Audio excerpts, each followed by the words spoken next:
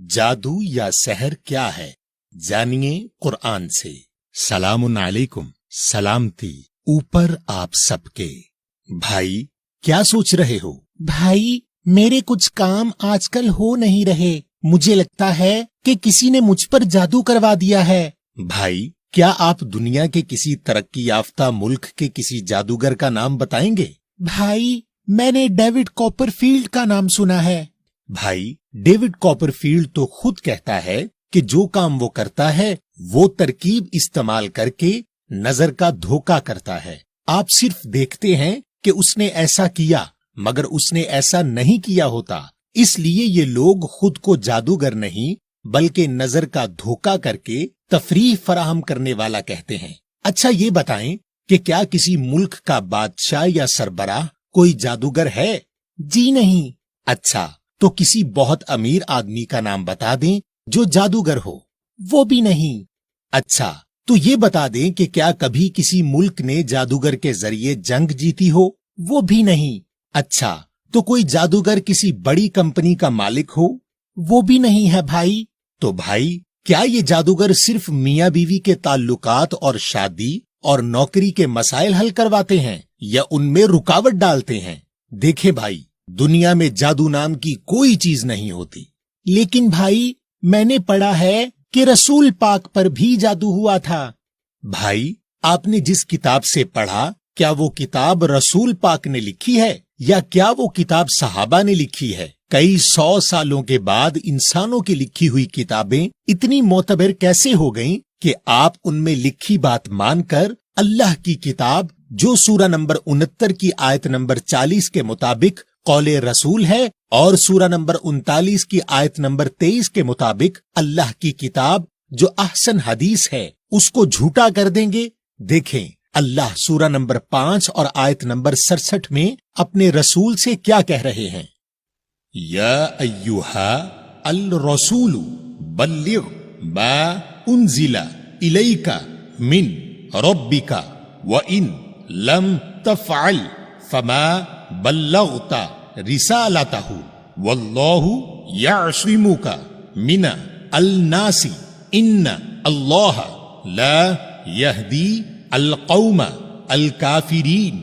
اے خاص رسول پہنچا دے جو نازل ہوا تیری طرف تیرے رب سے، اور اگر نہیں تم نے کیا پھر نہیں پہنچائی اس کی رسالت، اور اللہ تجھے بچائے گا لوگوں سے، بے شک اللہ نہیں ہدایت کرتا خاص قوم کو خاص انکار کرنے والی۔ تو بھائی اللہ اپنے رسول سے کہہ رہے ہیں کہ تم نازل کیے ہوئے یعنی قرآن کی تبلیغ کرو اور اللہ تمہیں لوگوں سے محفوظ رکھے گا۔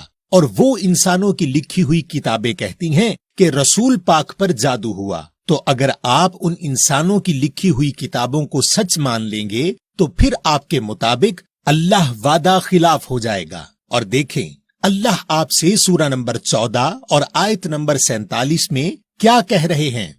فلا تحسبن اللہ مخلف وعدہ رسلہ ان اللہ عزیز ذو انتقام۔ پھر نہیں تم حساب کرنا کہ اللہ خلاف کرے گا وعدے کے اس کے رسولوں سے، بے شک اللہ زبردست بدلہ لینے والا ہے۔ تو بھائی یہ تو میری سمجھ میں آ گیا کہ رسول پاک پر کوئی جادو نہیں ہوا، مگر جادو تو برحق ہے کیونکہ جادو کا قرآن میں ذکر ہے۔ بھائی قرآن میں جادو کا لفظ نہیں بلکہ سحر کا لفظ ہے، اور سحر دھوکے کو کہتے ہیں۔ اور دیکھیں کہ قرآن میں لوگوں نے اللہ کی آیات کو سحر یعنی دھوکا کہا ہے، اور قرآن بیان کرنے والے کو ساحر یا دھوکا کرنے والا کہا ہے۔ آپ سورہ نمبر 10 کی آیت نمبر 75 سے 77 دیکھیں۔ ثم بعثنا من بعدهم موسى وهارون إلى فرعون وملئه بآياتنا فاستكبروا وكانوا قوما مجرمين فلما جاءهم الحق من عندنا قالوا إن هذا لسحر مبين قال موسى أتقولون للحق لما جاءكم أسحر هذا ولا يفلح الساحرون. پھر ہم نے اٹھایا ان کے بعد سے موسیٰ اور ہارون کو طرف فرعون اور اس کے سرداروں کے ساتھ اپنی آیات. پھر انہوں نے تکبر کیا اور وہ ہیں ایک قوم مجرموں کی. پھر یقیناً جب آیا ان کے پاس خاص حق ہماری طرف سے کہا بے شک یہ یقیناً سحر دھوکا ہے. کہا موسیٰ نے کیا تم کہتے ہو حق کے لیے یقیناً جو آئی تم سب کے پاس کیا سحر دھوکا ہے؟ یہ اور نہیں فلاح پاتے خاص سحر دھوکا کرنے والے. بھائی اس آیت کے مطابق تو لوگوں نے اللہ کی آیات کو سحر یعنی دھوکا کہا ہے اور آیات بیان کرنے والے کو ساحر یا دھوکا کرنے والا کہا ہے. جی بھائی، ہر دور میں جو چیز لوگوں کو دکھائی تو دیتی ہے مگر ان کا دماغ اس کو نہیں مانے، لوگ اس کو سحر کہتے ہیں. لیکن بھائی قرآن میں جو حضرت موسیٰ اور فرعون کا واقعہ ہے جس میں فرعون کے ساحروں نے سانپ ڈالے اور حضرت موسیٰ کا اژدہا ان کو کھا گیا، تو وہ بھی تو جادو ہوا. بھائی لگتا ہے آپ فلمیں دیکھتے ہیں اور کہانی کی کتابیں پڑھتے ہیں. یہ واقعہ قرآن کی سورہ نمبر 7 کی آیت نمبر 115 سے 121 میں موجود ہے. مگر اگر آپ ان آیات کا لفظ با لفظ ترجمہ دیکھیں تو ان میں کسی سانپ اور اژدہے کی لڑائی کا کوئی ذکر نہیں. قالوا یا موسیٰ اما ان تلقی و اما ان نکون نحن الملقین قال القوا فلما القوا سحروا اعین الناس واسترهبوهم وجاءوا بسحر عظیم وأوحینا إلى موسى أن ألقِ عصاك فإذا هي تلقف ما يأفكون فوقع الحق وبطل ما كانوا يعملون فغلبوا هنالك وانقلبوا صاغرين وألقي السحرة ساجدين قالوا آمنا برب العالمین. کہتے ہیں اے موسیٰ یا تو کہ تو بیان کر اور یا تو کہ ہم لائیں ہمارے خاص بیان کرنے والے. کہا بیان کرو. پس جب بیان کیا تو سحر دھوکا کیا آنکھوں سے لوگوں کی اور انہیں ڈرایا اور آئے ساتھ سحر دھوکے کے بڑے اور ہم نے وحی کی طرف موسیٰ کے بیان کر تیرا عصا بڑائی کی نشانی. پھر جب اس نے تیزی سے پکڑا جو جھوٹ بنایا پھر ظاہر ہو گیا خاص حق اور غلط ہو گیا جو وہ ہیں عمل کرتے. پھر ہار گئے اس جگہ اور لوٹے چھوٹے ہو کر اور بیان کیا خاص سحر دھوکا کرنے والوں نے تسلیم کرتے ہوئے کہتے ہیں ایمان لائے ہم ساتھ رب خاص جہانوں علم والوں کے.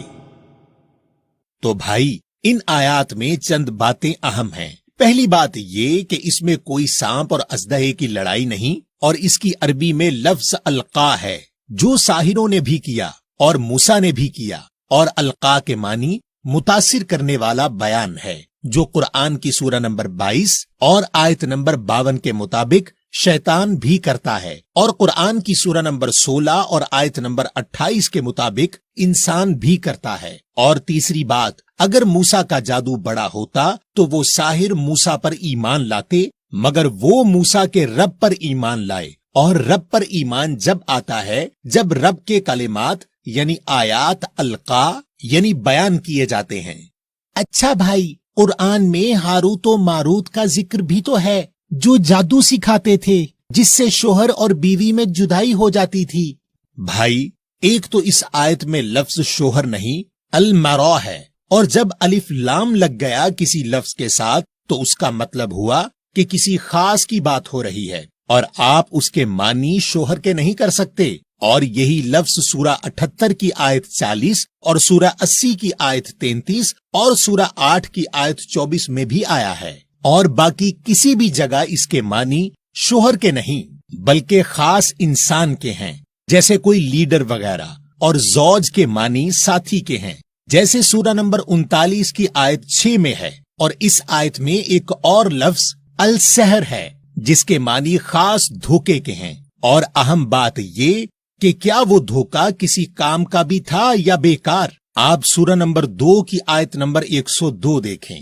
وَاتَّبَعُوا مَا تَتْلُو الشَّيَاطِينُ عَلَى مُلْكِ سُلَيْمَانَ وَمَا كَفَرَ سُلَيْمَانُ وَلَكِنَّ الشَّيَاطِينَ كَفَرُوا يُعَلِّمُونَ النَّاسَ السِّحْرَ وَمَا أُنزِلَ عَلَى الْمَلَكَيْنِ بِبَابِلَ هَارُوتَ وَمَارُوتَ وَمَا يُعَلِّمَانِ مِنْ أَحَدٍ حَتَّى يَقُولَا إِنَّمَا نَحْنُ فِتْنَةٌ فَلَا تَكْفُرْ فَيَتَعَلَّمُونَ مِنْهُمَا مَا يُفَرِّقُونَ بِهِ بَيْنَ الْمَرْءِ وَزَوْجِهِ وَمَا هُمْ بِضَارِّينَ بِهِ مِنْ أَحَدٍ إِلَّا بِإِذْنِ اللَّهِ وَيَتَعَلَّمُونَ مَا يَضُرُّهُمْ وَلَا يَنْفَعُهُمْ وَلَقَدْ